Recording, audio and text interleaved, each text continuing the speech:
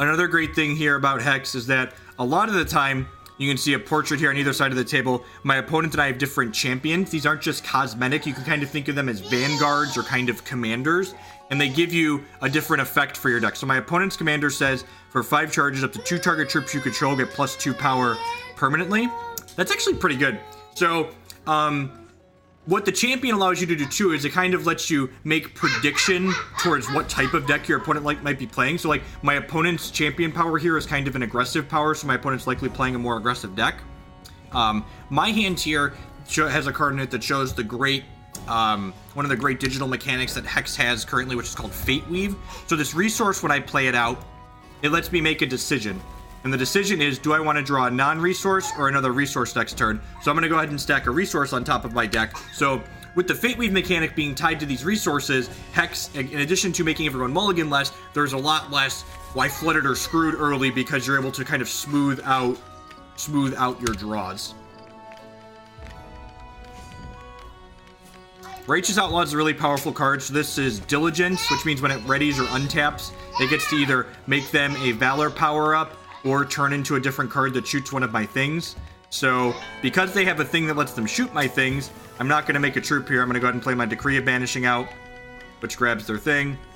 You can see here, every time I play a card or my opponent plays a card, the effect goes on the center here, which is the chain. So, Hex is a priority-based system where when you play something or your opponent plays something, both players have a chance to respond to it. Opponent looks to be playing a mostly Ruby aggressive deck here. Another speed troop. They're probably like mostly mono Ruby, splashing the blood activation on the Venema. It's kind of interesting. I'm gonna go ahead and play my Sapphire Shard out here, and I'm gonna play my Chimera Bot. So my poker hand is pretty good. Yep, got Trips Exalted Commander. So one of the kind of synergies in my deck is this card has a Diligence effect just like my opponent's troop had. And I have a couple of cards that have the Mobilize ability, which Mobilize is like kind of a different take on Convoke. I can basically exhaust this Chimera Bot to make this card cost 2 less. So for every troop I exhaust, it reduces the Mobilize card by 2. We'll see when they attack here. So they're attacking with both of these. Yeah, I'm just going to go ahead and take this hit here. I'm going to go ahead and cast this Cosmic Calling. In addition to this card having Mobilize, Cosmic Calling also gives the card that I take with it Mobilize. So basically, I'm going to grab one of these cards here, and then whichever one I grab is also going to have Mobilize. So this Decree of Banishing next turn, since it's added the text Mobilize to it, I'm going to be able to play it without spending any resources. And again, this is really kind of a simple thing that you just couldn't do in a paper card game without giving away extra information. In order to like emulate giving something extra added text like this, you'd have to be able to like say to your opponent, okay, you got to trust me, this is the card I just got. I promise this is the one. So my Chimera Bot got bigger and gained raged when it Diligence there. I'm gonna play this Exalted Commander out. And Exalted Commander, when he comes into play, he makes a 1/1 flyer, and his power and toughness is equal to the number of troops I control, and he gives all my troops a bonus as well. I think I want to just Decree of Banishing one of these. Nah, I'm just going to sit tight for now. They could play something scarier out next turn, I think. Maybe I was supposed to take the Llama Herder if I wasn't going to Decree either of these. Like I have a 3/3 and a 4/4 here, so...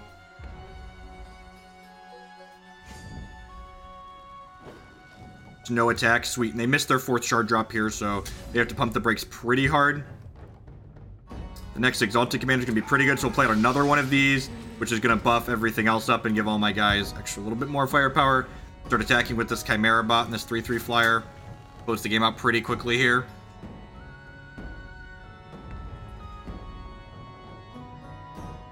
They were playing with myself on stream. So...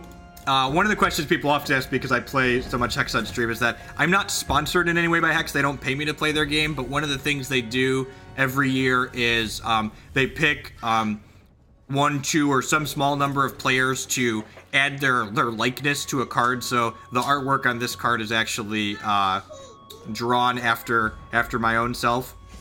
What are the squares in the center? So this is kind of just a cosmetic thing that shows you kind of what phase you're in. Or does it not do that on this board?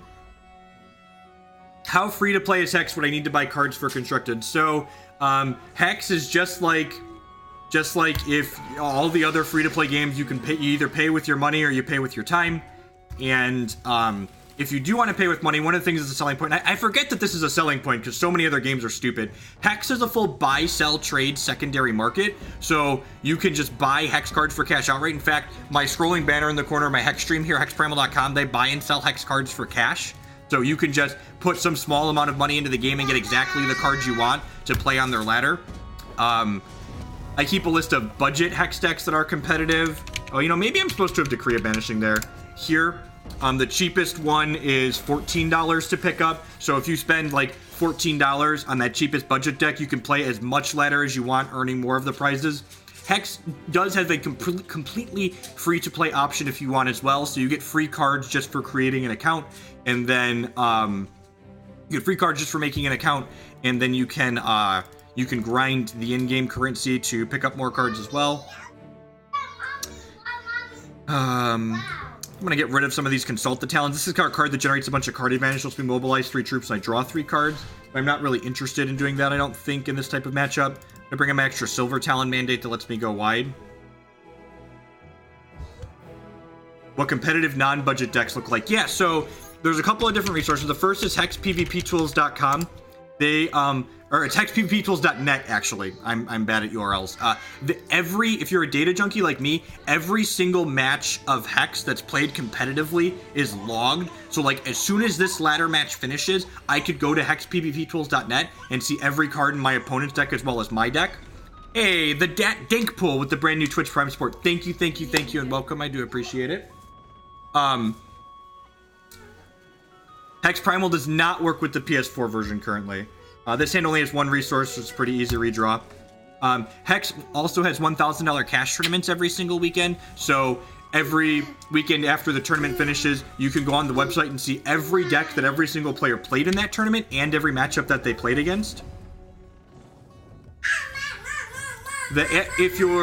If you're interested in buying a Hex deck outright, the average price of Tier 1 competitive decks usually ranges somewhere between $50 and $150, depending on the deck. Like, the deck I'm playing right now costs, I believe it's like $70 to build outright. You sold me, it was a tough sell. And Looney Bob, too, if you just want to get a taste of it, the Candles deck is really cheap, and I think it's very competitive.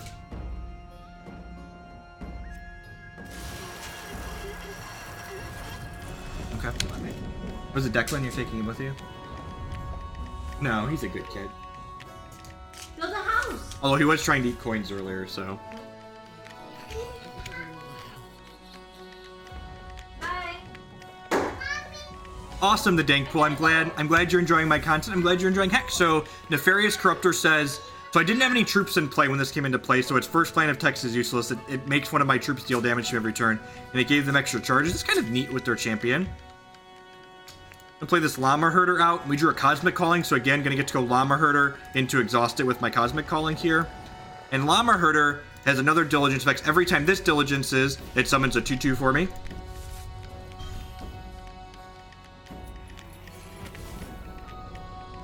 What are the resource in this game, and this is kind of a really elegant thing that Hex does compared to Magic, is instead of keeping track of your resources directly on the board, you can see every time I play a resource down here at the bottom, 2 things happen. 1, my permanent resources goes up, so I've played 3 resources total. So every time you play a shard, I'm going to replenish to 3 every turn. And then I get a threshold color here. So basically I've played 2 blue and 1 white resource.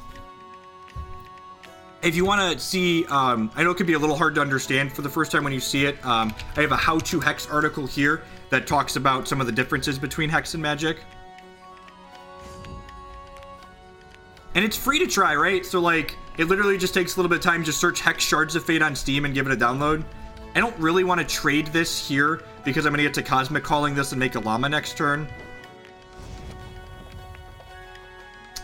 This card says every time it attacks, all the cards in my opponent's hand gain Rage 1. So ideally, we're going to be able to find like a Decree of Banishing to get rid of this here. Great, Skylance Captain. Looking for a piece of removal. This is going to Diligence and make us a Llama. Silver Talon Mandate. Not terrible. What do I want to do here?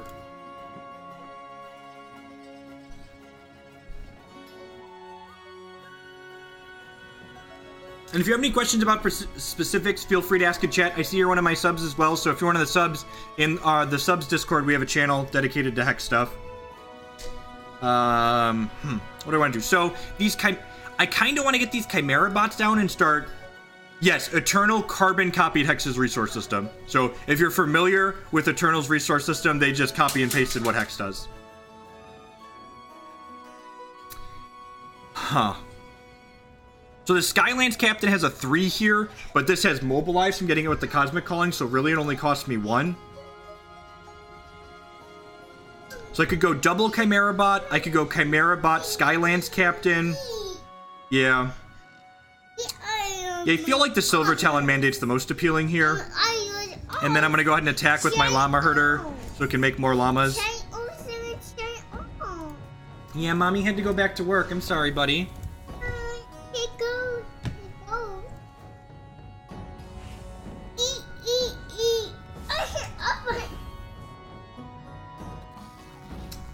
What does this do? Your troops have +1 power and can't be blocked by power. Oh, that's gross. So these guys are just unblockable now? That's probably going to kill me. Well, are we actually just dead this turn because they get to activate their champion power? I didn't activate their champion power. 8? Yeah, and I can't block these because my troops have less power than theirs. That's probably the end of this.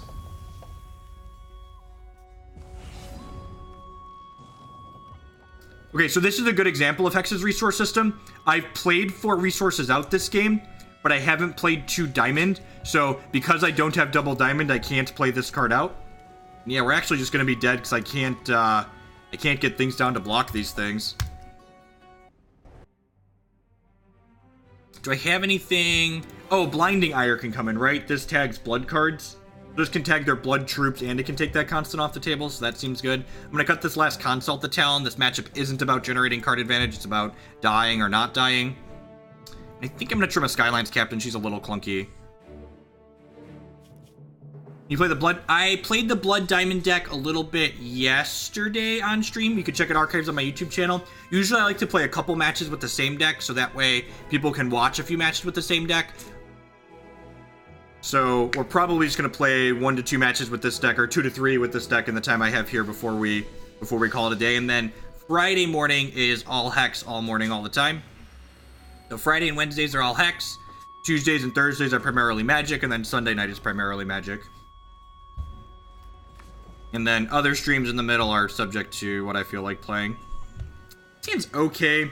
I don't have any Fate Weave in it, so I could possibly brick on my 4th resource and die. This hand has a utility shard in it, so this is a Wax Sacrament. Then when I play it, it makes me a drop of wax. And what drop of wax does is it makes me a 1/1 candle. So it's a shard that also makes 1/1. So kind of just value out of my resource, basically.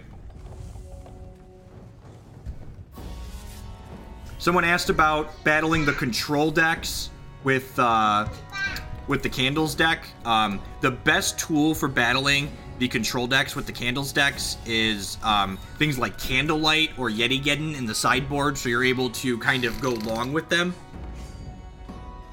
Drawing another 4-drop is not what my hand that was light on resources was looking to do, so hopefully we can run off a couple of shards here. I left this back and I didn't attack with it because my opponent has Righteous Outlaw in their deck. I don't want them to play that and attack with it. So there were another 4-drop tilt. There's a couple different things that Hex does that I like more than Eternal, and honestly, the biggest of the differences is Hex is a better competitive card game. Their ladder is best of 3, which reduces variance and allows the better player to win a little bit more often.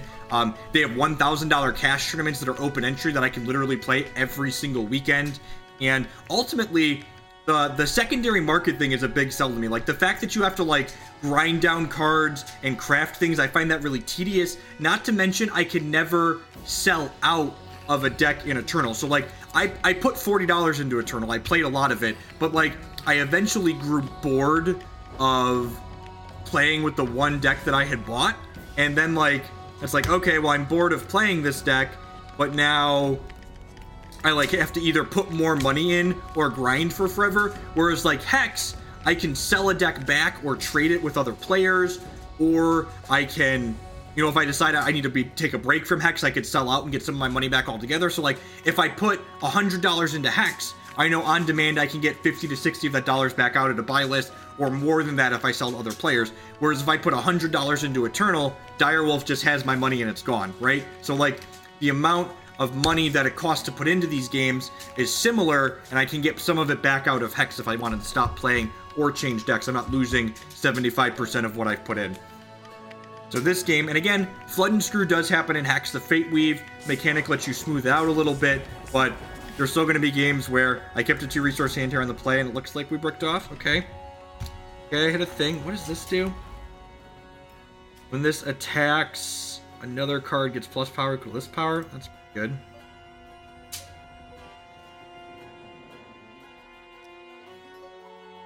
Feel like we're probably too little too late. If we missed for 1 turn, we probably would have been fine, but having missed for 2 turns probably would be a tough sell to get back into this game. And again, different strokes for different folks. Eternal has a big focus on fast gameplay, so like Eternal is a better play while you poop game, right? Like it's best of 1. So like if I want to just like play a game for 5 minutes and then like do something else, that's good for that. Maybe we can hit a shard and like go Mandate into Exalted Commander.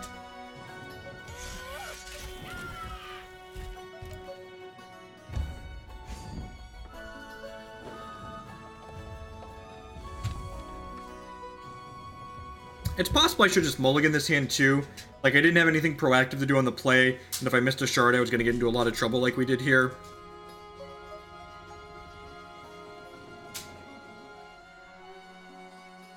This candle keeps sitting here killing us because of, under this one, under the trigger from the not nefarious corruptor. No, we're not going to play Blood Diamond Sockets today. Like I plan to start with that tomorrow when we do my only Hex stream. I wasn't sure if I was going to get time to do Hex today or not, depending on how long my Moto Leagues took. So, that's a beating. So this gives my troop -X, and does X damage to me directly. So that's going to die, and I'm going to take 3. Please attack me so I can jump block. God bless. Stupid candle off the table. Hexprimal.com, Looney Bob. And code Jeff5 on there gets you 5% off. I guess it's just another Skylance Captain and hope to block here.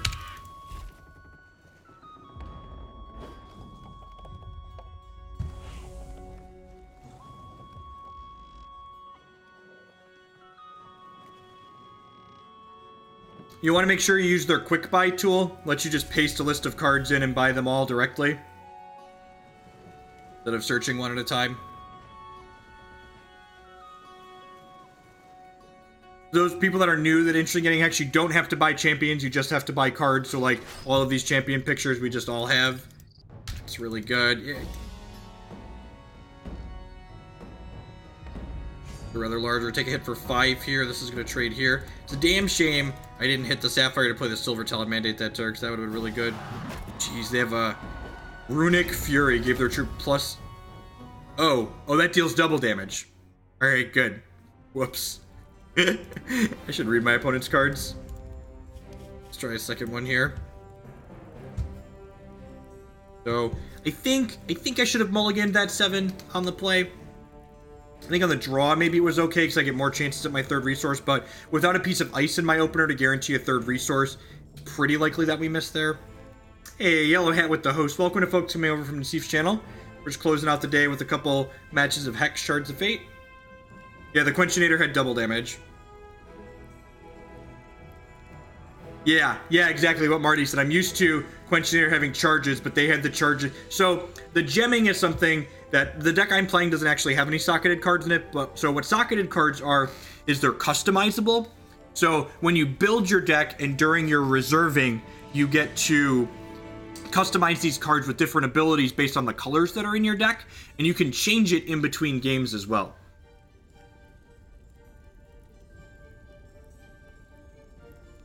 Yeah, the opponent's deck seems sweet. And again, I mentioned this earlier.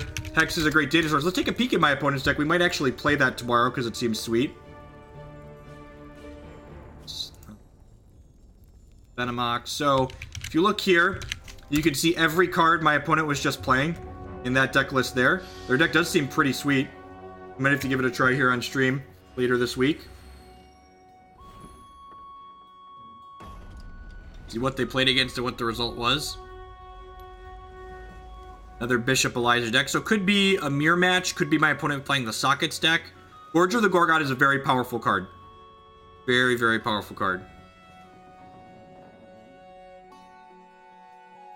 Kinda, Marty. There aren't, and like, Gorge of the Gorgon isn't good against control decks, so you'd probably want to board it out there anyways, right? I'm going to keep 2 resources on the draw. It's got a 2-drop, it's got a Decree. We get to use Wax Sacrament to make a 1/1/1. Diamond Sapphire Control played a mirror in the finals of the last Bash Shredder. So, I need to message MTG Bot, Dan Bopes, and be like, bro, X cards haven't worked for a while, what's up? Alright, Shard of Purpose, dual resource here. I'm just going to do this on one, rather than play the Wax Sacrament, I think. Opponent played a Blood Threshold, so not a mirror match. Probably playing the Blood Diamond Sockets deck. Probably playing, yep, looks like Sockets. Smells like Teen Spirit. So my opponent's playing a deck that's based around these customizable cards. And this makes all of their customized cards cost 1 less here. How long did it take you to learn the card pool, Jeff? Just a couple of weeks playing a couple matches a day. And Hex just had a rotation, so Hex rotates the oldest 2 sets out of their standard formats every other set. So they won't have a rotation again for 9 months. So if you get in and start learning the cards now, you'll pick them up and be familiar with what's in standard for a long time. So this card is a 2/2 with Flight and Swift Strike, and every time it diligences, so readies, they get to draw a socketed card. So the question becomes, do I want to decree this, or do I want to save the decree for something they could possibly draw? I think I want to just take this MC off the table. I think these Chimera Bots are only 2/2, so they don't really attack profitably into the Sentry anyways. Although I guess Chimera Bot into Exalted Commander attacks through this. If my opponent has an Animus of Nulzan, I'm going to be a little bit sad that I burned this Decree of Banishing.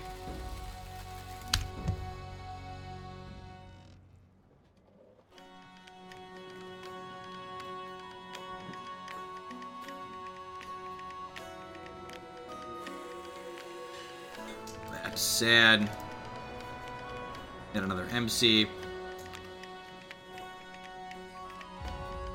Yeah, playing the Decree on 2, or the following turn also lets me play around this. Okay, so Warpsteel Shardsworn's a great draw. So Warpsteel Shardsworn has the Fate. This actually, I said we don't have customizable cards. I do. These cards both have gems in them. So this card I have is customized with Fate Weave when it comes into play. So basically, we're guaranteed to get our 4th resource next turn now. So if it's not a slow shard, we'll be able to play Exalted Commander out, which is nice. Although maybe I want to go Chimera Bot, and then Exalted Commander the following turn. Just kind of like get our race on a little bit here. Altar of Nulzan is very powerful. Says whenever they play a socketed card for the first time each turn, they get to draw a card. My opponent's deck is snowballing a little bit here. I think I want to just play out double Chimera Bot. If we can dodge Animus of Nulzan for a little bit, we might be okay, but I think we're in a little bit of trouble here. So, the standard deck guide on Primal, worth noting that hasn't been updated since rotation happened, so... The Dark Heart. Yeah, we're just getting dumpstered today. This deck might not actually be very good. So, I mentioned Hex just recently had a rotation, so we are not 100% sold on which decks are good, bad, or otherwise, and this is just an idea I'd been working on that may or may not be very good.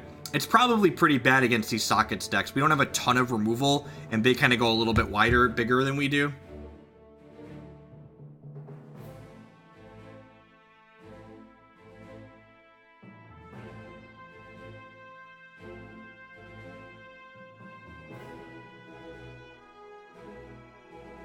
It might need, if we wanted to play something like this, just like a touch more removal. I think this deck's better than a lot of the other aggressive decks against the control decks and the decks that are trying to go long, because you can actually generate card advantage through things like Consult the Talons and Llama Herder and stuff like that, but it's probably a little bit worse in the linear mirrors.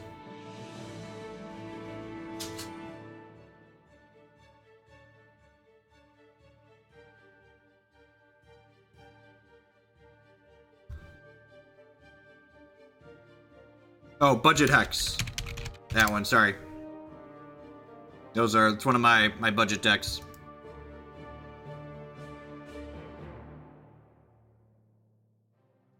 The Sockets deck's a very bad matchup for Sapphire Diamond control. It just is. I'm not sure if there's cards. So when Sapphire Diamond control was really popular 2 seasons ago, the Sockets deck on the back of Altar of Nulzan was the card that really beat it up.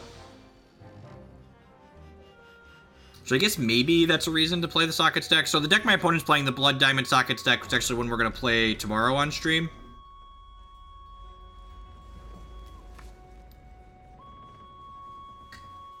It seems fine. It's a little resource heavy. The fact these are slow shards is a little awkward. I'm going to Fate Weave a resource to the top of my deck here, so hopefully I can play this Llama Herder on too.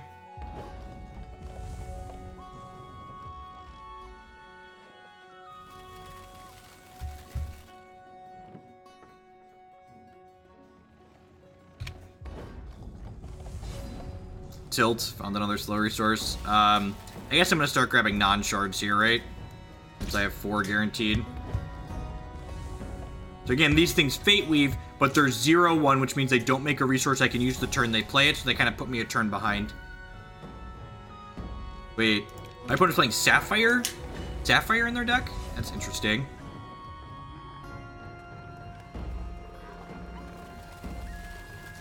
I'm going to do this. I'm going to put a resource on top of my deck, hoping to hit a non-slow shard here so I can play Exalted Commander next turn.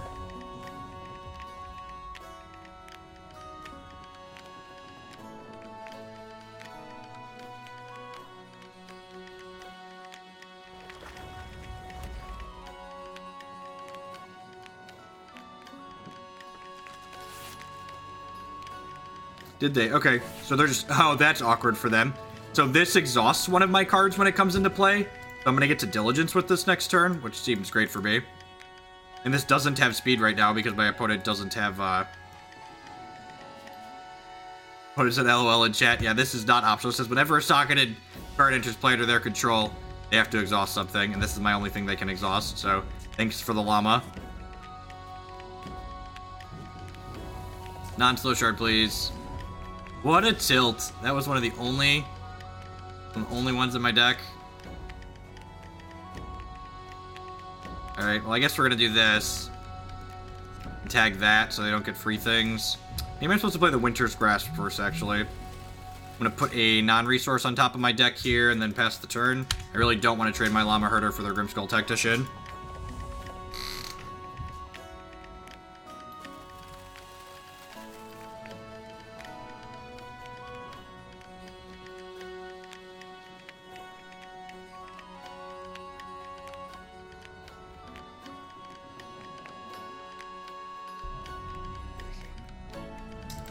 Good. Makes all their socketed cards cost less. This lets them exhaust here. It's fine. Our health total is still pretty fine. I wonder if I wanted... I was supposed to have boarded in the...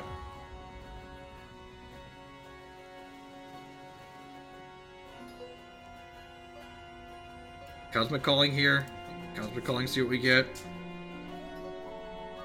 Silver Talon Mandate's A-okay. So actually, Silver Talon Mandate's really good, right? Because this got mobilized off the Cosmic Calling. And then now I can Consult the Talons off of this. Kind of going off a bit. Hopefully they don't kill us. Pretty healthy 19 here. So in addition to making 3 1/1s when this comes into play, every time one of our troops readies, this gets a counter on it. And then, oh geez. Yeah, I'm gonna get punished for burning this. I played this Decree of Banishing at the wrong time. These Winter's Grasp can't kill this because it's too large. So if I would have Winter's Grasped the MC, I could then Winter's Grasp this and then Decree this. Oh, never mind. They just had a bunch of cards. Yep. Right. This has not been a good showing for my Diamond Sapphire deck. I guess there's a good chance this deck's not good.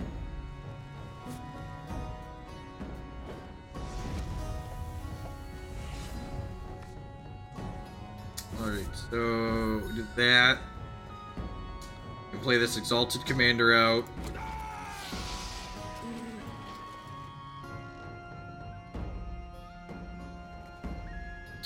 I can play this Llama Herder out. And my Llama Herders is an ability where it can exhaust other troops I control to make itself larger. So my Llama Herders can diddle each other. So that way they're both going to ready next turn and make some llamas. And Hex's standard format doesn't have a traditional burn deck that's like all spells. There's a couple of Ruby, like more Sly style decks, I'd say. Another one of those makes all their stuff bigger again. Probably see my commander get exhausted down here. Llama, yep. Not in a great spot.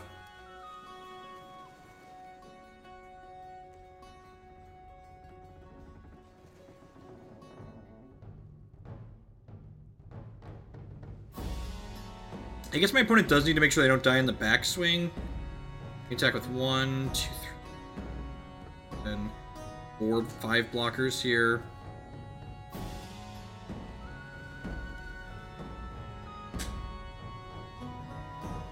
I'm gonna get 2 more llamas next turn.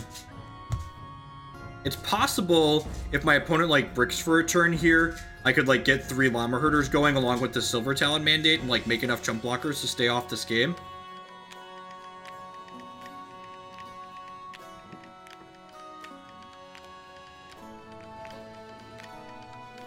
Math is for blockers, right? Yeah, they're probably just supposed to alpha here, right?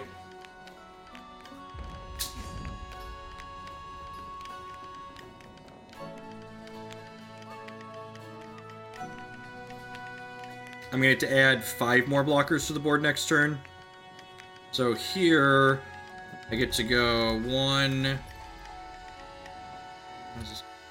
get to go 1, 2 here, jump block here, and go 1, 2. No, that's not going to work.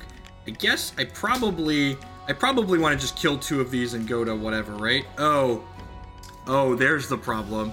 If I kill one of these, my opponent's champion power lets them bring a troop from their discard pile back to their hand. They can't. This has troop trauma. This just came into play, so I don't want to let them kill any of my... I don't want to kill any of their things because they can champ power it back. I need them to just take a break for a turn. I think this is the line.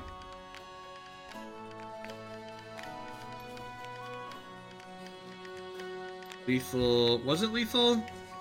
1, 2, 3, 4, 5. No, I just don't block these 2. Yeah, I'd go to 2. It wasn't lethal. But like, I'd like block here, and take 7, so it was not lethal if they attacked with everything. They just said in chat they thought it was lethal, but that's incorrect. Definitely not lethal. Oh, this has mobilize too. Holy crap, that's good for us. Wow, that's good for us. So we do this.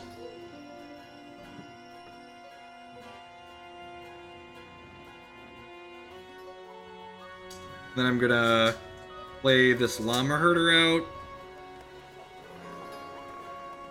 Throw out my Llama Herders to diddle each other here, and then I could Winter's Grasp this Depth Crawler. Winter's Grasp looking really embarrassing here. Or I could just play out this Chimera Bot.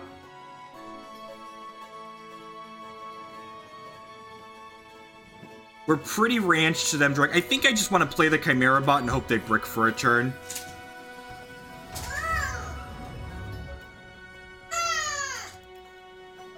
So I'm gonna exhaust these. I think I'm just gonna hope they brick for a turn.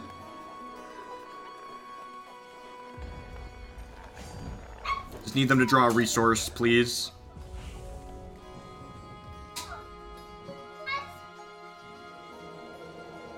Altar is kind of a brick, right? They can't play what they generate with it this turn, so I'm gonna get to diligence all of these, make a bunch more llamas. This is going to come back to my hand.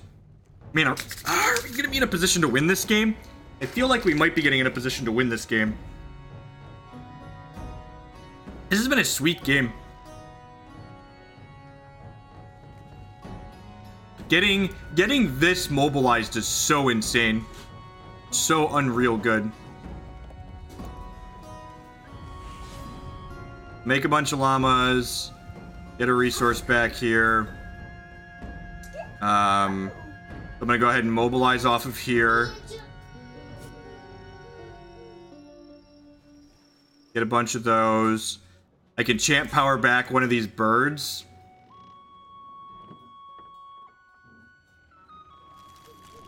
Unsure.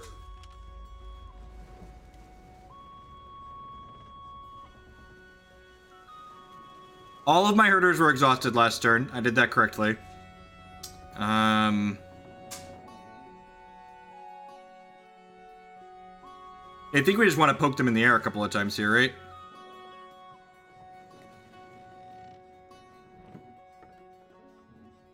May I attack with his Exalted Commander? Yeah, I think so.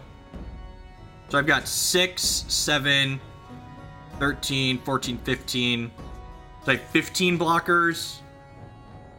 And they can get rid of probably, say, 4 of them. So I still am going to be fine there. So yeah, I'm going to attack with his Exalted Commander.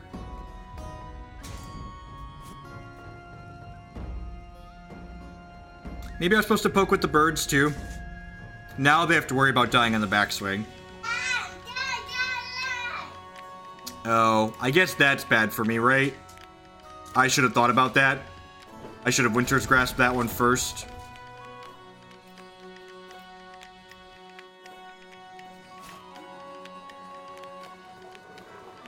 Having that exhausted means I get to guaranteed. I'm gonna go ahead and Winter's Grasp this Dorko. Again, if I would have sequenced my removal right on the 3rd turn of the game, I'd be much better off, because instead of this other Winter's Grasp in my hand, I'd have this Decree of Banishing that would take this Animus away. They'll pass this out. They get to exhaust 4 of my troops here, but then again, I'm going to get 3 more llamas and 3 more birds next turn. And, like, these birds are quickly becoming lethal in the sky. If we draw another Exalted Commander, we'll just, like, get to Hadouken them with Birdocrats.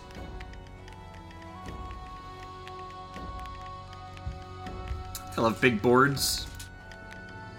Someone asked earlier about comparing to Eternal. The fact that Eternal, like, limits the amount of troops you can have in play is kind of annoying, too. Yeah. What the... Seriously? We're both go wide decks. Why is there Clash of Steel in your deck? Alright, I mean, I guess we're dead to that. Sure. Guess we're dead to that. Alrighty. Yeah, that's not a card I was playing around in a million years. It's not a card I put in my...